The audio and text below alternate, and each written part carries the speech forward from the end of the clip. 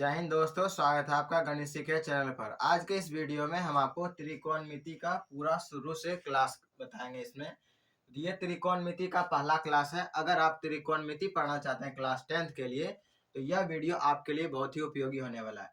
तो आपसे एक पहले छोटा सा रिक्वेस्ट है शुरू में ही कि ये पहला क्लास का वीडियो है। अगर आपको त्रिकोणमिति पूरा बढ़िया से सीखना है तो केवल एक क्लास देखने से काम नहीं होगा। पूरा क्लास जितना भी त्रिकोणमिति का टोटल क्लास होगा, एक एक सवाल आपको बताएंगे टोटल, इसका थ्योरी के साथ, इसका कॉन्सेप्ट के साथ, इसका जो जो सूत्र होता है एक एक सूत्र हम समझाएंगे टोटल। तो पूरा क्लास 1 देखिए, इसके बाद जो अगला क्लास आएगा वो भी देखिए, टोटल क्लास देखिए। निश्चित ही आपको त्रिकोणमिति बहुत ही अच्छा चैप्टर लगेगा और बहुत मजा आएगा बनाने में। तो ये त्रिकोणमिति का पहला क्लास है क्लास 10th के लिए। तो पहला क्लास में हम पहले त्रिकोणमिति का बेसिक चीज जो सब है, साइन थीटा कॉस थीटा, इसके बारे में बताएंगे। ठीक, तो इसको केवल देखिए नहीं, अगर आप पढ़ना चाहते हैं बिल्कुल अच्छा से तो कॉपी कलम ले करके बैठिए और इसको जितना भी हम समझाएंगे इसमें टोटल को नोट्स में जो है ना अपने कॉपी में लिख लीजिएगा और इसको पहले रिवीजन कीजिएगा। तो चलिए शुरू करते हैं। तो त्रिकोणमिति को इंग्लिश में क्या कहते हैं? ट्रिग्नोमेट्री बोलते हैं। ठीक, तो ये क्लास 10th के लिए। अब देखिए यहाँ पर साइन थीटा है, कोसेक थीटा, इस सब के बारे में चर्चा करने से पहले यहाँ जाइए त्रिभुज पर। यहाँ देखिए यह एक समकोण त्रिभुज है। कौन सा त्रिभुज है? समकोण त्रिभुज। समकोण त्रिभुज में ये यहाँ पर ये वाला जो यहाँ पर कोण है ये 90 डिग्री है। समकोण त्रिभुज में यह कोण यहाँ पर 90 डिग्री है, दोनों समकोण त्रिभुज। और शेष जो दो कोण बच गया यह एक न्यून कोण है। न्यून कोण का मतलब 90 से ये दोनों छोटा कोण है और यह कोण कितना है? 90 डिग्री का है। तो समकोण त्रिभुज के आप समकोण त्रिभुज के बारे में आपको पता होगा, कुछ क्लास 7 या 8 में भी पढ़े होंगे, 9th में भी पढ़े होंगे। क्या देखिए, ये जो 90 डिग्री है, 90 डिग्री के सामने वाला जो होता है वो कर्ण कहलाता है। क्या कहलाता है? कर्ण। और कर्ण को इंग्लिश में क्या कहते हैं? हाइपोटेनियस। इसलिए इसको एच से सूचित करते हैं, किसको? कर्ण को। तो समझिए कि यहाँ पर 90 डिग्री के सामने वाला क्या होगा? कर्ण। तो पूरा समकोण त्रिभुज का ही इसमें टोटल बढ़िया से आपको नॉलेज यहाँ पर लेना है, क्योंकि पूरा त्रिकोणमिति में सबसे पूरा ज्यादा यूज होगा ये समकोण त्रिभुज का। तो पूरा समकोण त्रिभुज पर ही पूरा आधारित रहता है त्रिकोणमिति, आगे जब चैप्टर पढ़ेंगे तो। इसलिए इस त्रिभुज के बारे में बढ़िया से पहले समझना है। तो समकोण त्रिभुज ये जो 90 डिग्री है, यहाँ पर 90 डिग्री यहाँ पर देखिए, यहाँ पर साइन लगा, यहाँ पर 90 लिख भी सकते हैं, कोई दिक्कत नहीं। तो 90 के ये जो सामने वाला ये यहाँ पर कर्ण है, इसमें यहाँ पर यह 90 इसके सामने वाला क्या है? कर्ण। तो कर्ण को हम यहाँ स्मॉल एच से सूचित किया है, नीचे लिख दिया आपके लिए कि एच यहाँ पर क्या है? कर्ण है। एच फॉर हाइपोटेनियस या बोलिए कर्ण हिंदी में। इसके बाद देखिए यहाँ एक भुजा, यहाँ पर लंब और आधार दोनों में। अब लंब कौन सा होगा, आधार कौन सा? तो पहले आप पढ़े होंगे कि अगर कोई त्रिभुज है नीचे वाला आधार होता है, तो यहाँ बिल्कुल ऐसा नहीं सोचना। यहाँ पर आधार और लंब इसके कोण पर निर्भर करेगा कि कब लंब बनेगा, कब आधार। तो यहाँ पर कर्ण तो फिक्स रहेगा, यानी कि 90 के सामने वाला निश्चित ही क्या रहेगा? वो कर्ण रहेगा। ठीक, अब देखिए यहाँ पर लंब और आधार कौन होगा? तो जिस एंगल के बारे में आपको बोला जाए, जिस एंगल के बारे में, उसके सामने वाला लंब होगा, उसके सामने वाला, यानी उसके सामने वाला हमेशा पी कहलाएगा। पी यानी कि परपेंडिकुलर लंब कहलाएगा। तो यहाँ देखिए थीटा इस एंगल को माने हैं इस त्रिभुज में, इसके सामने वाला ये पी हो गया। लेकिन ऊपर वाला त्रिभुज में देखिए यहाँ पर इसको थीटा माने, इसके सामने वाला यह पी हो जाएगा। तो यानी कि देखिए इसमें यह लंब नीचे वाला है और इस त्रिभुज में इसके सामने वाला यह लंब है। तो समझ गए ना कि इस त्रिभुज देखिए नीचे लंब है, इसमें उसके ऊपर वाला लंब है, तो दोनों में अलग अलग है। तो इस त्रिकोणमिति में आपको यह ध्यान रखना है कि जो थीटा यानी कि जिस एंगल के बारे में बोला जाए उसके अनुसार लंब और आधार चेंज होते रहता है। तो यह आपको ध्यान रखना है। तो बस जिस एंगल के बारे में बोला है उसके सामने वाला हमेशा क्या होगा? लंब होगा। और कर्ण कौन होगा? 90 के सामने वाला। शेष जो बचा वो हमेशा क्या हो जाएगा? आधार हो जाएगा। यह आपको ध्यान में रखना है। तो इस त्रिभुज में देखिए 90 के सामने हो गया कर्ण और ये थीटा के सामने वाला क्या हो जाएगा? लंब हो जाएगा। सॉरी, यहाँ पर 90 के सामने कर्ण हो गया और थीटा के सामने परपेंडिकुलर यानी कि लंब। शेष जो बचा यह यहाँ पर हो जाएगा बी यानी कि आधार हो जाएगा। तो यहां तक आप समझ गए होंगे। अब आगे बढ़ते हैं साइन थीटा और कॉस थीटा में। अब देखिए पहले इसको देखिए, तो थीटा का जो साइन यानी कि थीटा का जो साइन को ही साइन थीटा बोला जाता है। तो यहाँ देखिए sine theta, cos theta, tan theta, cot theta, sec theta, cosec theta. आप पढ़ने सीख लीजिए। Sine theta, cos theta, tan theta, cot theta, sec theta, cosec theta, ऐसे पढ़ना है। ठीक, अब यहाँ पर देखिए जो एंगल यहाँ पर है इसी एंगल का साइन, पूरा इसका नाम देखिए साइन होता है। कॉस का पूरा नाम कोसाइन होता है। टेन का पूरा नाम टेंजेंट होता है, ये भी आपको ध्यान रखना है, ऑब्जेक्टिव में कभी कभी दे दिया जाता है। कॉट का पूरा नाम कोटेंजेंट होता है, कोटेंजेंट ऐसे बोलिए। सेक को बोलेंगे सेकंड, सेक का पूरा नाम क्या होता है, सेकंड होता है। और कोसेक का होता है को सेकंड, को सेकंड होता है, ठीक। तो यहाँ देखिए थीटा यानी कि कौन थीटा के लिए साइन को हम शॉर्ट में साइन थीटा लिखते हैं, समझ गए। इसके बाद कौन थीटा के लिए कोसाइन को ही शॉर्ट में केवल कॉस, यहाँ पर 3 अक्षर इसका और यहाँ पर थीटा लगा दिया जाता है, यानी कि शॉर्ट में यूज करने के लिए कॉस थीटा लिखते हैं। इसी तरह से टेंजेंट जो पूरा होता है इसका 3 अक्षर ये टेन लिख करके इसका जो भी एंगल होगा वहां पर लगा देते हैं, तो टेन थीटा कहलाता है। ये कोटेंजेंट, कोटेंजेंट इसका केवल 3 अक्षर लिखा जाता है कॉट, इसका बाद यहाँ पर थीटा लगे तो कोटेंजेंट को कॉट थीटा शॉर्ट में लिखा जाता है। इसी तरह से सेकंड को सेक थीटा, सेकंड को सेक थीटा, इसका पूरा नाम भी आपको याद रखना बहुत ही जरूरी है। आपके बुक में दिया गया पहला पेज में ही जहां से त्रिकोणमिति स्टार्ट होता है वहां देख सकते हैं आप, यहाँ पर लिखा गया आपको।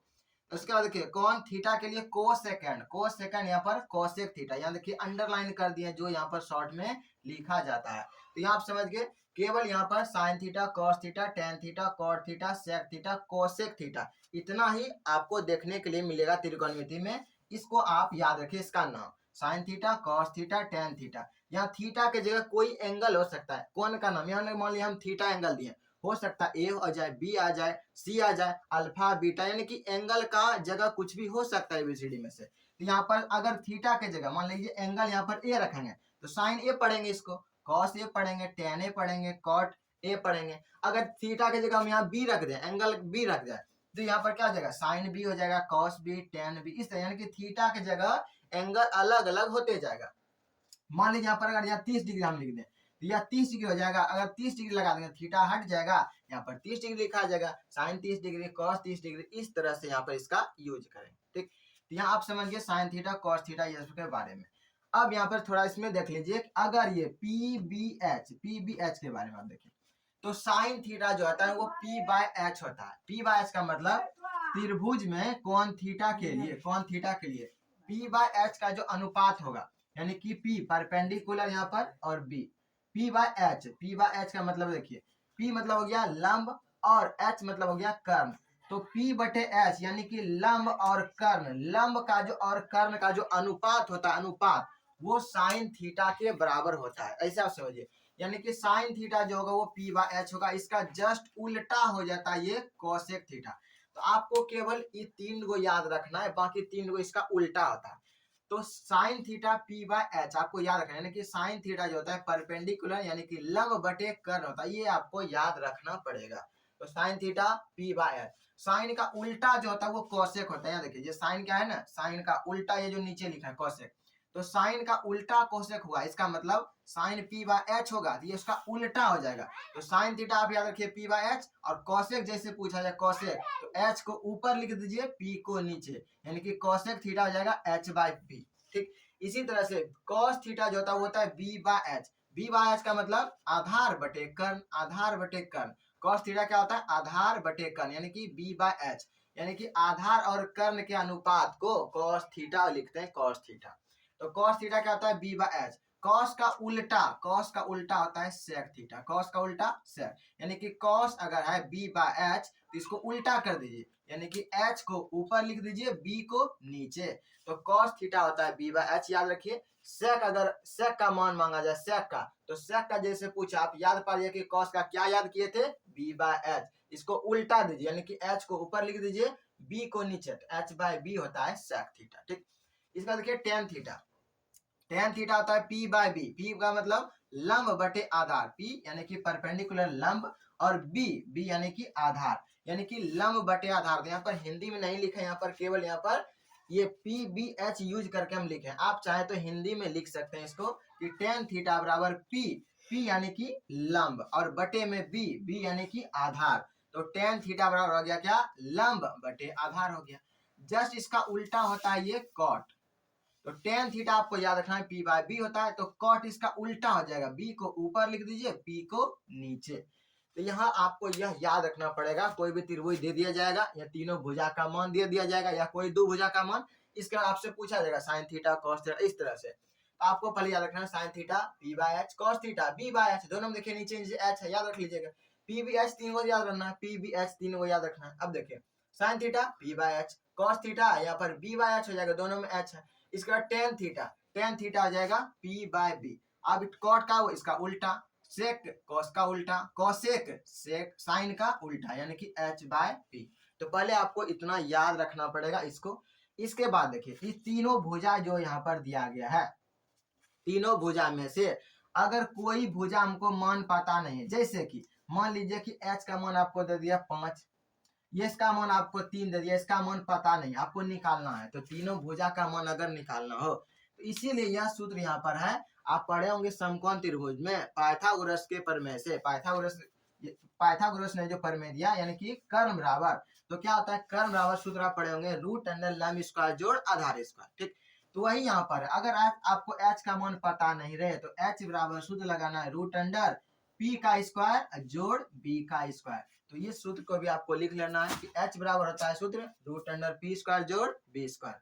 अगर आपको B निकालना हो, B यानी कि वाला मान नहीं पता है B का मान, अगर आपको B का मान निकालना हो, ये दोनों पता है, तो B बराबर सूत्र लगाना है रूट अंडर H का स्क्वायर, यानी कि H का मतलब कर्ण का स्क्वायर माइनस P यानी कि लंब का स्क्वायर।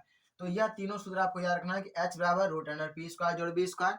और जब भी B और P, देखिए यहाँ पर कर्ण जो भुजा है यह हमेशा दोनों भुजा से बड़ा होता है कर्ण।